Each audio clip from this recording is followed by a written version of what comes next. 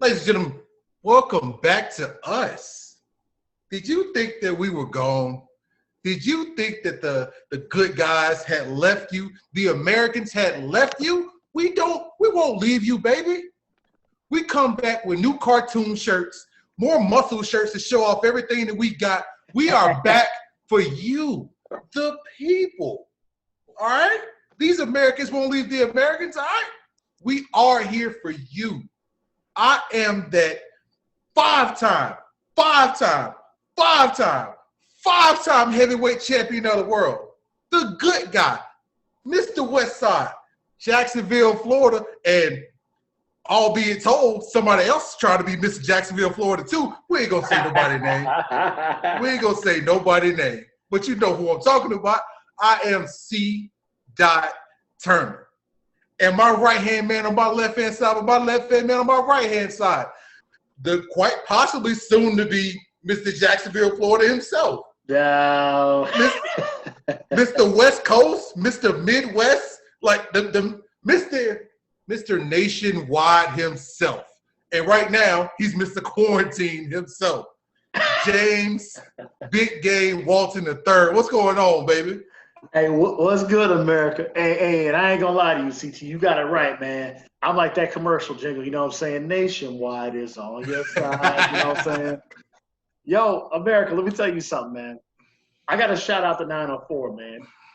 Like the hospitality was off the chain. You know what I'm saying? I didn't like, as we've talked about, I didn't all the way in. But I can tell you right now about Jacksonville and its surrounding areas, man. Like, there's a lot of good things happening there. That's a good place, man. A lot of love for that and all of everything that's going on with 904. I got a lot of love, man. We had a really good 10 days out there, me and the Mrs. Walton, soon to be. It was beautiful, man. Loved my family. It was great, man. But with that being said, I mean, like we started this show, man, about 8 months ago. And here we are. It's a new year, man. We're here. It's 2021. I'm going to go ahead and date the show. This is our first show of 2021.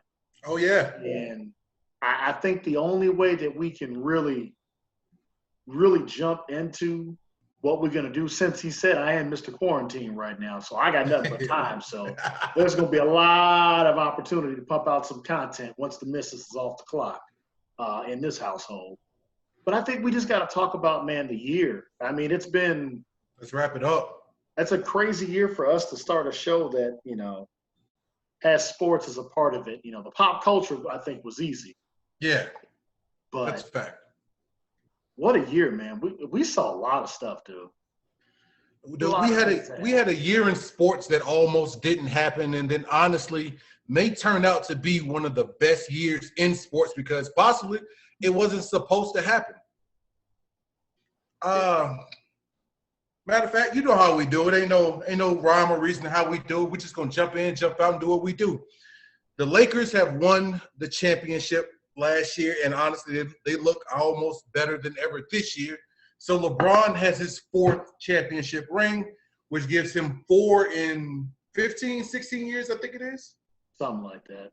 Yeah, so we had the whole Jordan debate where technically, we'll put all the numbers out there, and we're not going to go into the whole Jordan debate again, but LeBron has 4 in 15 or 16, and 3 different teams, I think. 3 different teams, right? He's got 3 titles with 3 teams, which is pretty good. That's really and good. To bring Jordan into it, because if you talk about LeBron, you got to talk about Jordan. Jordan has 6 in 17, I believe it was. Now he played 13 in Chicago. He played 2 with the Wizards, so he had 6 and 15. So 6 and 15, one team. Not trying to point anything out, but 6 is greater than 4. We're just gonna leave it at that. But yeah, man, the Lakers pulled it out. LeBron got his 4th ring. I mean, congratulations all to him. I still don't really respect him as much as I respect Jordan, but it is what it is. I'm an 80s baby, and I just feel honestly he should go ahead and shave his head and embrace the baldness. But that has nothing to do with him playing basketball. That's just me. That's just me being petty. Listen, man, that was to me one of the trademarks of this show. Um, we were on record, and I know I was on record for months saying nobody can beat the Clippers. Yeah, The me Clippers going too. to make it, and for LeBron to do that, shout out Uncle Julian. I can't wait to get him back on the show. Um, and from what he said, and to really think about this, to me it's really tied with his Cleveland title to me. What he did, because that bubble, dude. I was even talking about it with my brothers-in-laws who are college athletes too themselves, and we Is this just the kind of brother-in-law laughing who? about it. Is this the brother-in-law who's tied into Notre Dame? Yes, yes, yes. That's one brother-in-law, Chris Casney. Hi, Uh, Chris. yeah, I know that, Chris. I was not trying to set you up for this one or anything like that. We'll be talking to you very soon. Yeah, but he definitely wants on the show. That's for sure. Man. Oh, I'd love to have he him is more than welcome. on. More than welcome. But I mean, it'd be more than just Notre Dame. I think he would have a good time going up against you with that. And me just sitting there watching because I would enjoy every minute of it. There's no way that I don't enjoy, that entire segment. But, what they were able to do in those bubble circumstances, and like, even I was thinking about us, myself, me at 25 years old. Like, don't get me wrong. Like, I was very focused on winning, but at the same time, like, I feel like a Daniel House situation could have easily happened to 25-year-old James. Only difference is I wouldn't have had a wife on the side because I wasn't married. Would I have been trying to sneak somebody into the bubble? It's possible. Like I can understand why things happen. This is based on my 25-year-old self. So this is before. Clear it up. Clear it up. Clear it up. Clear it up. This is the 2 years in Bloomington. Once I got to Billings, I figured it out. But so what LeBron did really in itself, man, and they were able to play through that, being one of the two teams that didn't want to play. Yeah. I give them a lot of credit, and we were wrong on that. So I think that's a big way to start. It's a big part of the year. The fact that we're on the verge of bookending national titles here, staying in the SEC. Last year it was a joy for me. That was probably one of my favorite college football teams. Terrible. I've ever watched in my life. Terrible. And just based on the events that have happened in the last few days, this is a tough one for me.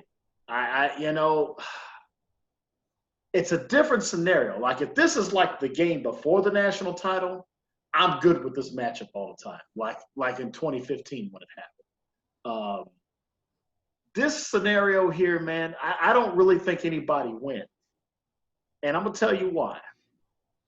I think for this to be counted towards Alabama's titles, I've been on record, and I'm going to continue to say it.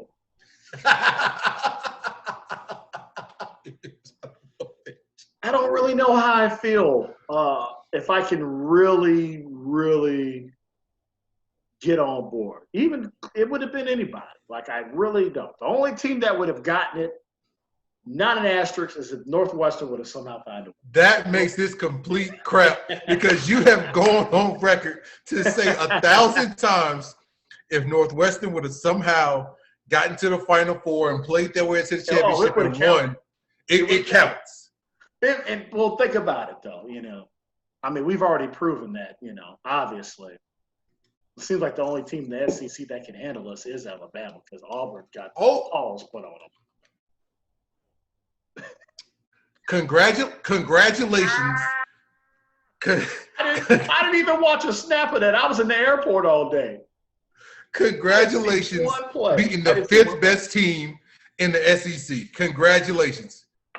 I'm not worried about that. All I know is that that's the same team that beat your quarterback last year. Same guys. So I'm not tripping about it, minus Derek Brown. That's not what I was talking about with this. But at the end of the day, here's the nightmare scenario for me. One, I have to listen to you for a whole year. But it's okay. Like, I really gave it to you bad. Yeah. So I'm good with that. Like, it rightfully so. And they got guys that Mac Jones has got you root for that guy. Like it's hard to really hate him. Yeah. And everything that he's accomplished this year running that team. So that's the one side. The nightmare scenario is if the 6-0 team wins this thing. That's the nightmare scenario. Like I can deal with my Alabama people getting on me, and I'm good with that. Right. It's if Mac Jones slips up, we don't get the Najee Harris we've had. Devontae Smith has an off day, which he hasn't had one all season. And somehow Justin Fields plays like this 2 weeks in a row. For me, I want to give my boy a little bit of credit. My guy, Darrell Reddick, who has been on Justin Fields all year. That's the only time I've seen Justin Fields. And once again, I didn't get a chance to watch much of that. I was in the airport all day. But when you look at the score and you see, damn, they winning by how much? He put up numbers, dude. He put up numbers. And he did that to them. Like, all respect to him for that game. Am I going to take him with my number one overall pick? Absolutely not. But hell no. God, no. So that's how I feel about that. So it's a nightmare scenario. And if I was the team that you refuse to root for, the Jacksonville Jaguars, because it sounds like Urban Meyer's on his way, or Ryan Day. It looks like one of those two is on their way. Good luck. Good luck. To tackle it from the college standpoint first, there is no asterisk. It's if we get this, it's number 18, point blank and period. Now what? When I put my fingers together, does it look like an asterisk? If we get this one, it's 18. It counts. I don't give it. I don't care what anybody says. It's 18. All right. It counts for us. Now, here's the things that are kind of against us in this one, where we have played some really good games. And like, if you know football, like anybody knows football, like regardless of the season, regardless of who you got on the team, like you're always due for a down game. And this could be it. Like, because you're always due. Like, you're always due for it. You can say the Florida game was a down game because we barely won that one. You can say the Ole Miss game was a down game. You don't really know. But with this one, you have now Sarkisian taking a Texas head football coaching job, which I don't think Sarkisian is the best fit for Texas. But, hey, Texas is always back, I guess. They've been back for the last on and on 5 or 10 years, whatever. So Sarkisian is taking the Texas job, which if you think back into it, the last time we were in the national championship is when Lane took the USC job, I want to say, like a couple days for the championship. And that kind of threw off the whole process of the championship because it's hard to step up and coach it for Alabama, Nick Saban, in a championship and then still not look at, okay, I got my own team that I got to start recruiting and everything for, because I don't care what anybody says. Them same kids you're trying to recruit for Alabama, you kind of want to mention like, hey, I got my own program too. So just saying. But there are a couple things against us. Now, what we won't do is what that idiot Dabo Swinney did.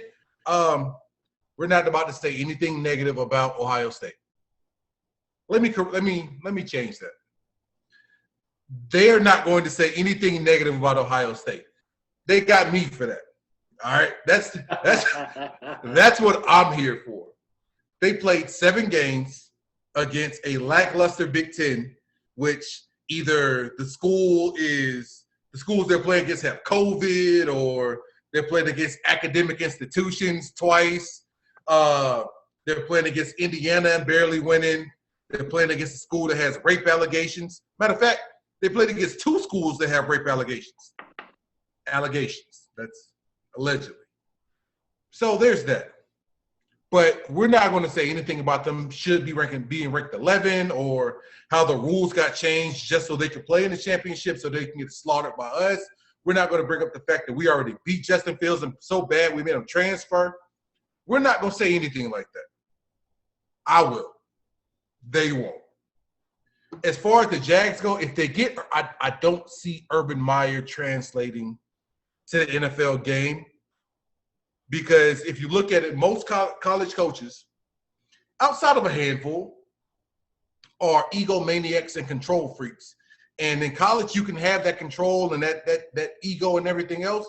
You can't do it in the NFL where these guys are making 10, 11, 20 times more than you and are not depending on you for anything because they know if they lose enough, you're gone and the next guy's in.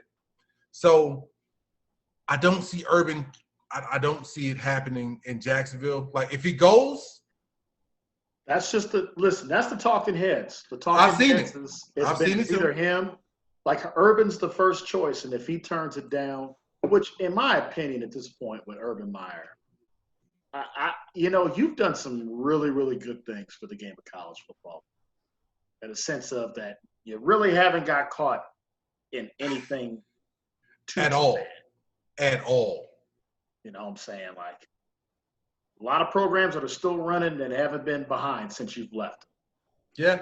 When I say that, it's, dude, you keep leaving because of your health, bro. Just stay in TV, make you a couple $1 million, stay on Fox, and do that.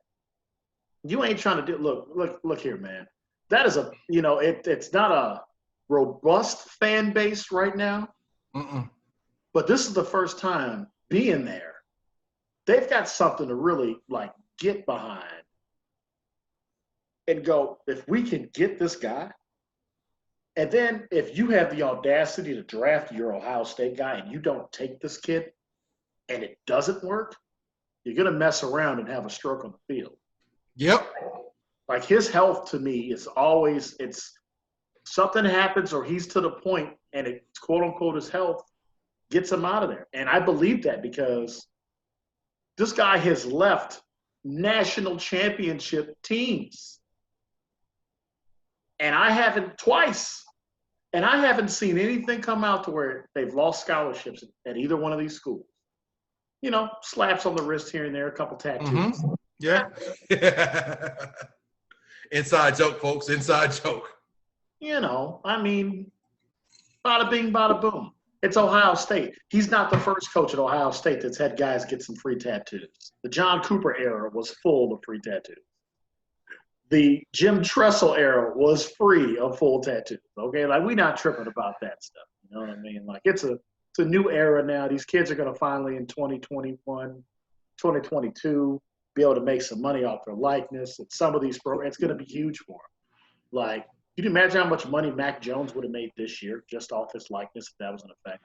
That's ridiculous. What type of Devontae Smith, Justin Fields is another one of these guys. Trevor Lawrence, like, come on, man, like, this dude. Yeah, that's right. That's right. So I mean, like, there's a lot of guys where the college game, it will always rotate, and you will always be that next guy in the Power Five. You know what I mean? So that being said, man. Kudos to the SEC for the last 2 years. This is a show that, even though it may be biased, and it will take its opportunities to be biased, it will keep it real. Yeah. It looks like all roads lead to the SEC holding on to the title of we have the best team in college football. So salute to them for that in this instance. Chris, when you're talking sports, to me, man, we got to just even talk about – that's why I wanted to wait until after the afternoon games. I don't really care about what happens if Washington wins. We can talk about that another day and what Alex Smith means. And I had somebody actually post something really dope that I'd talk about another time. But I just want to talk about the year in review, how damn near picture perfect we were in calling what was going to happen in this league before the season even started. Oh, yeah. As a unit. Indianapolis making the playoffs with Phillip Rivers. We called that and knew it was going to work. And now that's a terrible out. You don't want that problem. I don't want that problem. I'm going to give us credit for Miami being 10-6. We said playoffs, but damn. 3 teams in the AFC North. You call that. I'm gonna give you your roses. I'll give you all credit on that one. You called that. I saw the Browns for my 80s babies. I saw the Browns as like new edition. All right.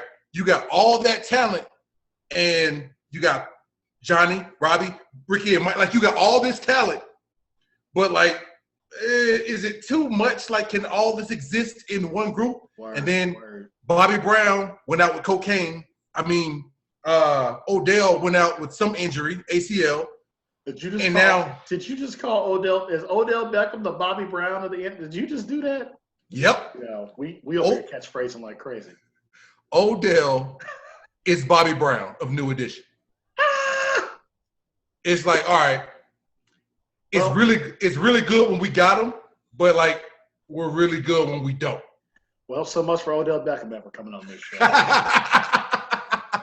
I'm not gonna get nothing on this damn show.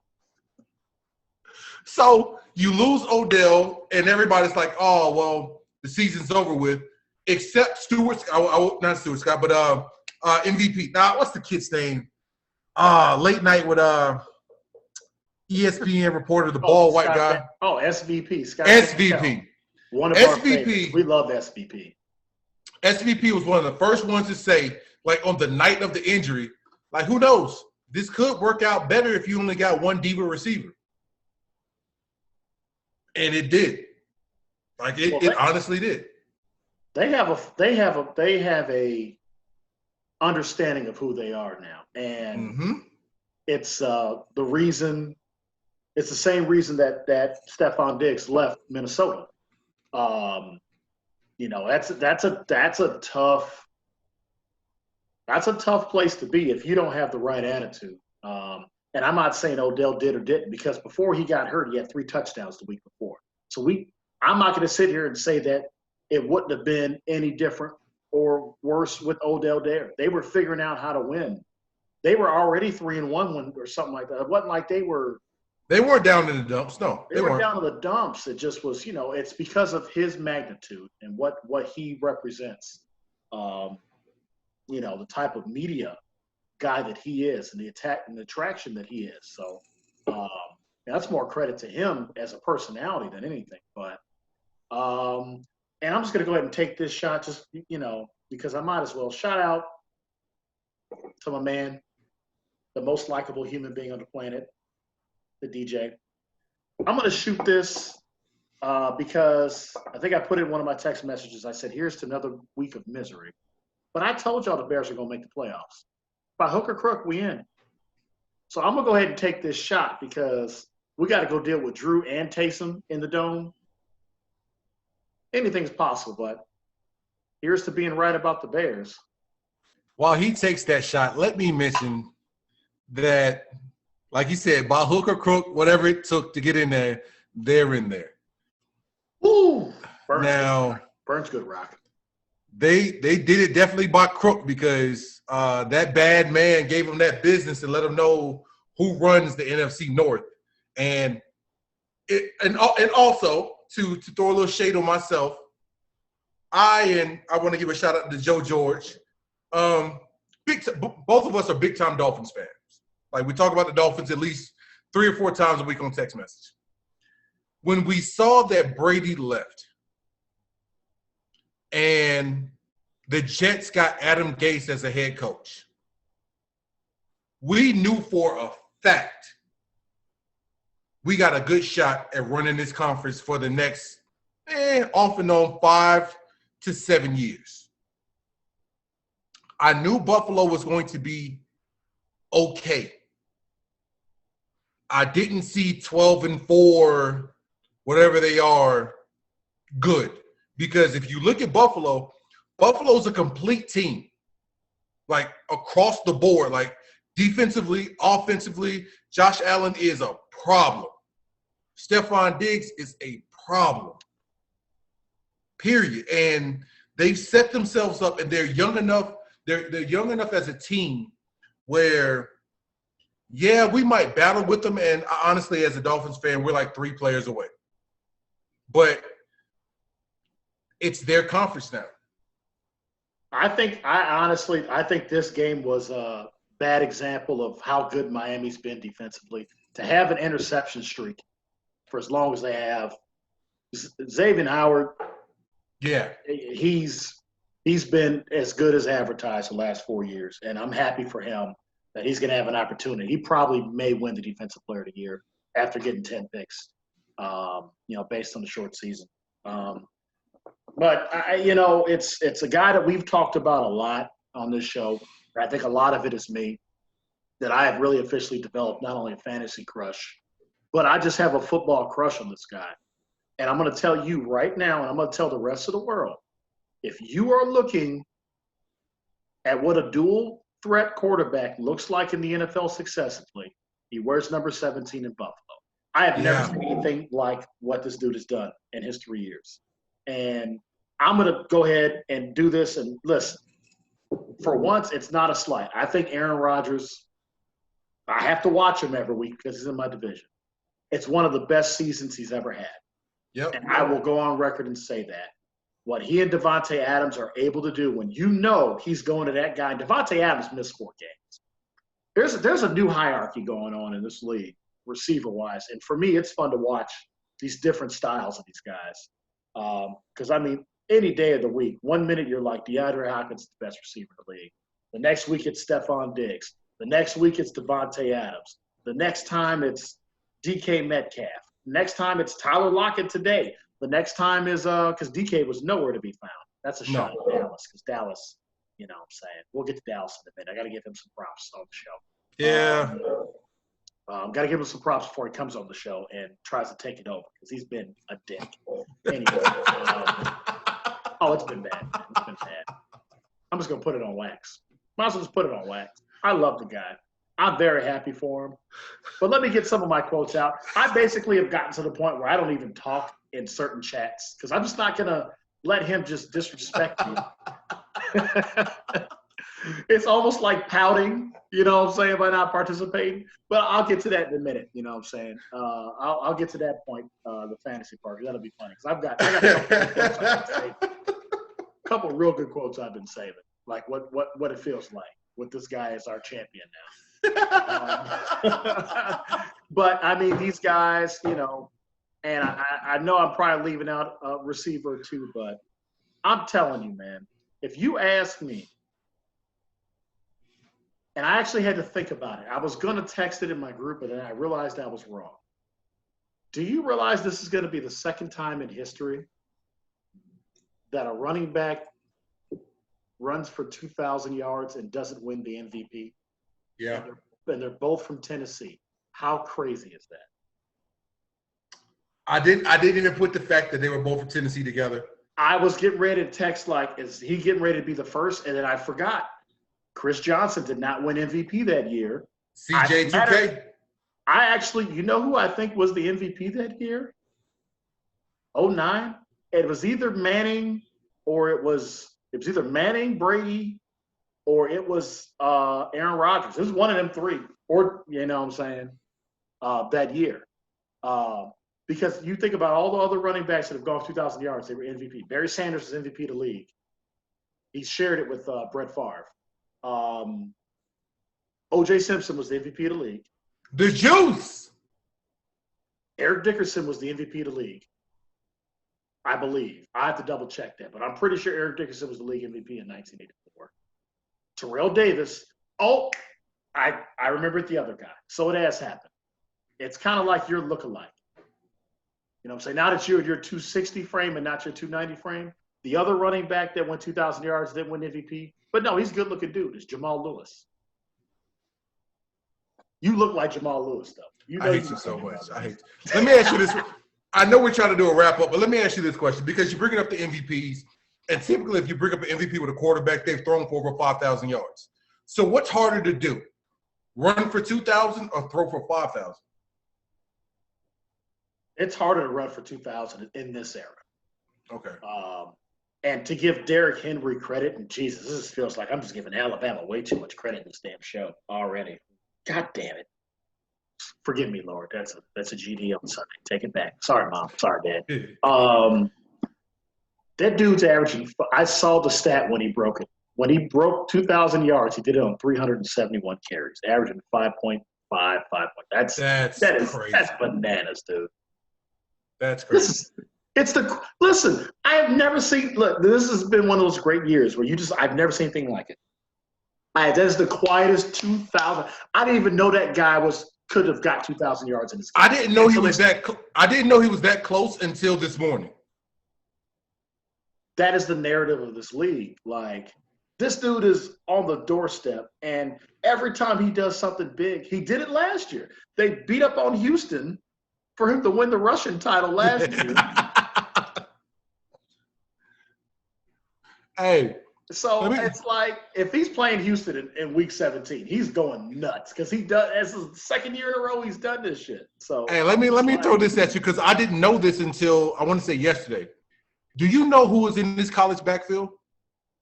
Oh, their college backfield? Oh, it's disgusting. It was him, Kamara. Mm-hmm. Yep. Ingram. Yep. And, TJ Yeldon. And I feel like Bo Scarborough was in there somewhere too. Scarborough was a freshman. Yeah, like it's ridiculous. It's the closest I've probably ever seen to, in my opinion, the greatest college running back committee of all time, which was that 2000 Miami team.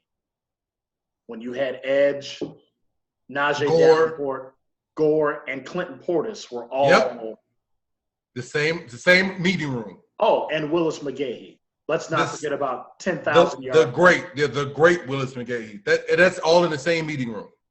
So I mean, it's remarkable what they've done, and I just, to me, is I think it happened today. I think the Bears by themselves helped Aaron Rodgers win the MVP because he shit on us twice. Just shit on us. So we helped him get this MVP. And for once I can say, and with him, like when he wins it, it's not like it's ever not deserved. Like he does it. And I mean, good for him, Do I feel like he's the MVP of the league? Absolutely not. I feel like Josh Allen is the MVP of the league. And if not Josh Allen, Derrick Henry. I would actually split it between Derrick Henry and Josh Allen. Because if you take Derrick Henry off that Tennessee team, they're not even remotely in the playoffs. They're terrible. Not even close. They're a 6-win team. You take Josh Allen off that team, and that's Matt Barkley, Miami wins the AFC East. That's how, and I get it with Aaron Rodgers. And I think it would be the same way. Obviously, they wouldn't be what they are without Aaron Rodgers. But I just think for me, man, like, it's more of a renaissance for him. And what Matt LaFleur has done, you got to give Matt LaFleur a lot of credit too. Yep. I think he really kind of said, okay, I think I kind of messed this up last year, trying to overcoach. Let me keep this guy. But at the same time, I think for Aaron Rodgers, it's a swan song in a sense of this. He's not going to finish his career in Green Bay. They've already made it perfectly clear that he's not going to do it because he got Brett Favre. Yeah. Excuse me. No, I take it back. I said that wrong. He got Aaron Rodgers did it. So he's lived long enough to see himself come back. So he's going to be 2 years down the line. This contract's going to run out. Mm-hmm. This is the year 2 of it. Like, he's 2 years left. And this guy's going to end up in Chicago by hook or crook. Aaron Rodgers is going to play quarterback for Chicago. We're going to look back at this episode, and it's going to be exactly what Brett Favre did when he went up to Minnesota for those 2 years, and him and AP almost got to a championship. Hook or crook. And let me tell you something. If Aaron Rodgers takes the Bears to the Super Bowl, it'll be greater than anything he ever did in Green Bay. And that's facts, and you know it. You just if the Bears go to the Super Bowl and Aaron Rodgers is the quarterback, it'll be the greatest accomplishment in the history of quarterbacking in the league. Anyway. I can't wait for him to put that 12 on. God, he'll be the sexiest football player I've ever seen. I'll take old Aaron Rodgers. Look what old Tom Brady's doing. I'll take that. I'll take an old-ass 12.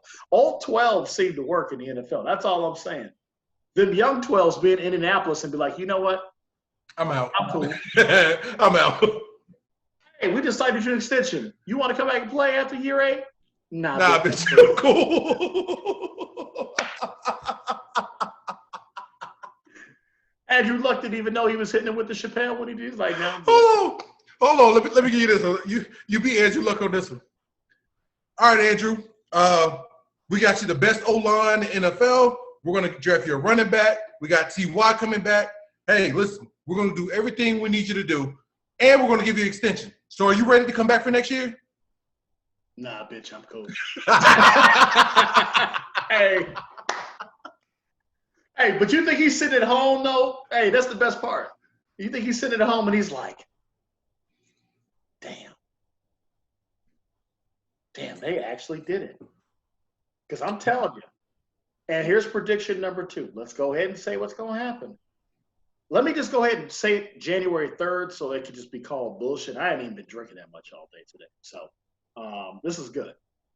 Carson Wentz will be starting for the Indianapolis Colts. And if he starts for the Colts, Carson Wentz wins the MVP next year. I am dead ass serious. If he plays for the Colts next year with that running game, with that O-line, with that defense, he's got T.Y. Pittman looks like he's going to be the real deal. They go get him another weapon. They got some good tight ends. Mo Alley Cox, the basketball player. They got Doyle. Mm-hmm. It looks a lot like what Philadelphia looked like when they went and got Alshon. True. If Carson Wentz ends up in Indianapolis, Carson Wentz will be the MVP in 2021. I'm calling it right now. I'm going to call it today because Indianapolis, to me, has proven. Look what we just did. You give us a guy that's steady back here, and it's no disrespect to Jacoby Brissett, who I like, but there is a hierarchy in this game, and this is what I've been talking about. What Bass has talked about, old versus new. Like sometimes you got to appreciate what the old gives you. Tom Brady had the same weapons and the same coach and less time in the offseason. And they're in the playoffs. And I love Jameis Winston. But at some point, and the defense was better last year. Got to eat the W. I'm about to say, so that's me. Look at Phillip Rivers. Jacoby Brissett was there.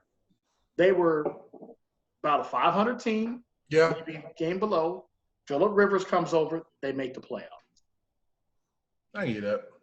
So there is some things there's certain guys that you have to give their due.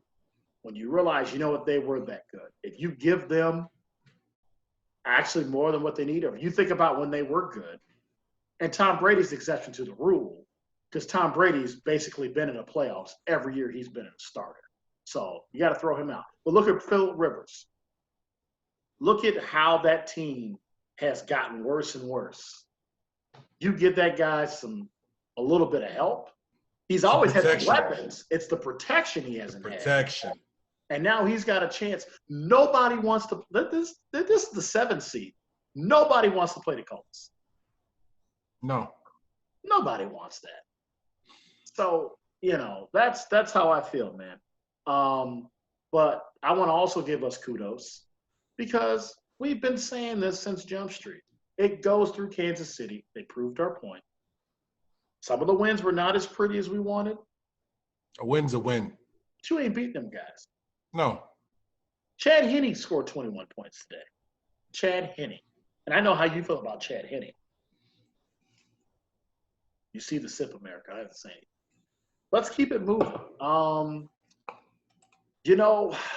Year in review, man, I don't think we can do any justice to this if we don't take 2 minutes, man. I swear to you. I think I don't know where I was, Chris. I think it was like right before, God, I was doing something. And I was watching like some Kobe tribute. And I don't think you could talk about 2020 and talk about the year in review and how that just started this year. And, obviously worse things have happened to a lot of people. And we've all been through the ringer. But that was the first indicator when one of your true, like, in the sports world, like, a guy of that magnitude dies. Like, we haven't really had that No, we in didn't. our lifetime. We have I not. was watching an old Skip and Shannon clip, and Shannon actually said it eloquently in this way, and he said it, to Skip, because he was like, Skip's old enough and probably went through it. Like, Kobe dying was like when Roberto Clemente died. And for anybody that doesn't know baseball, like, what Roberto Clemente meant to the world, not only just in baseball being arguably one of the best players, at his in the league, and then his efforts and what he did across the world, like, Kobe was on that path. So hate to steal stuff from a different show, but it's very true. But I tell anybody in the world, and I kind of say it laughingly because I think it's good. Like, if you ever feel like you got a little bit of tense stuff going on, go watch Kobe Bryant tributes and have a good cry, and listen to heroes and giants, break down talking about this guy that had as many flaws as anybody else.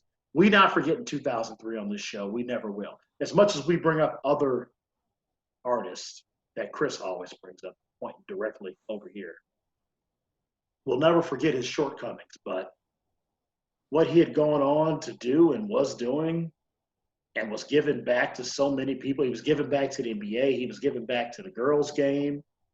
Like, this guy was going to basically probably be running the WNBA at some point as, like, the commissioner, and really within the next 10 years, he was going to run the WNBA.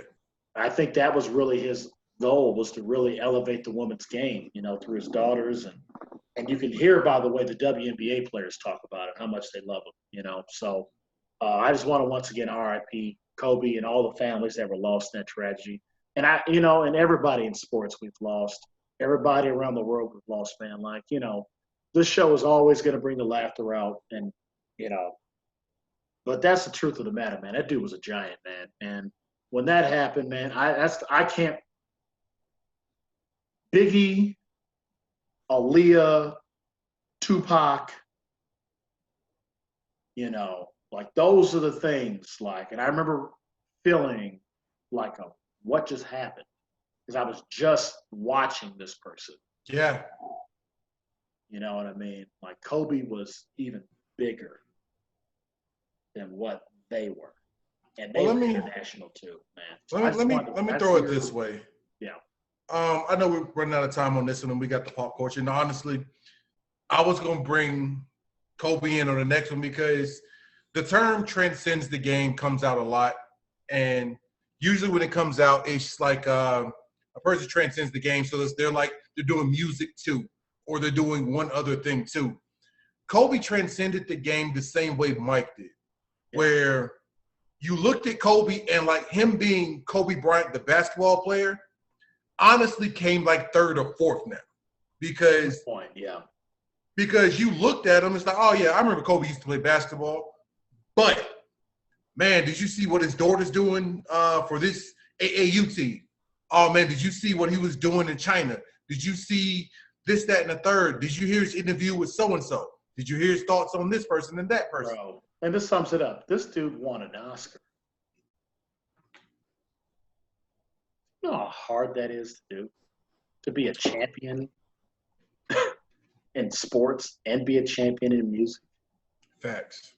We're talking about a guy who also had a rap album, like, at the same time.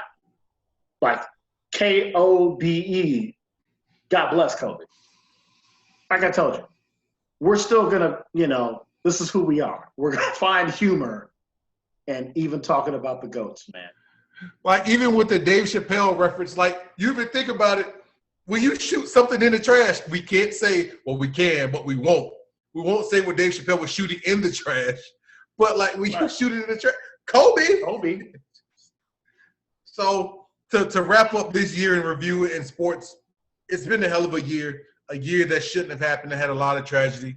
But at the same time, it may have quite possibly brought out the best in sports in everybody involved, including us. So 2020 sucked. 2021 hopefully gets better. It's already trending to get better.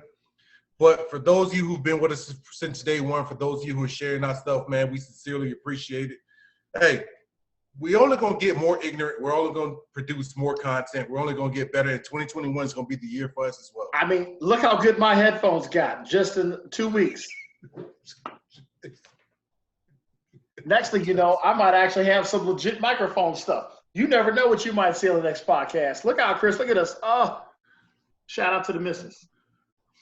This was a Christmas present from Santa, a.k.a. baby girl. So, America, like, we are dead as serious about this. The reason the 10 days happened, let's just call it what it is. I needed to focus on things that I needed to focus on. And when you got 5 kids running around, there's always something going on. I called Chris 3 times. He was like, dude, are you going to do this? And I'd be like, you know what, man, let's just do another. You know what, man, let's just do it when I get back. You know what, man, my bad. I mean, so I will give Chris Turner credit that he took time away from his family to do this show. And I was, a bit of a softie, and I did not. But, he's also been married, and the in-laws have been around each other for some years. So that was my first true in-law experience. It was dope. And America, I want to leave you with this before Chris signs us out, man. I think it was one of those things where I think us as athletes, we can honestly tell you, we get it, when stuff like this is. We know the commoner, and I don't mean this in like a poor person. I sounded like I was like royalty or some shit. Yeah, it kind of did. Ooh, the McAllen's kicking in, man. Release the Kraken in this bitch. No, but like the common sports fan that's not really into it or, really would pick up with the show unless we're talking about, our pop culture stuff.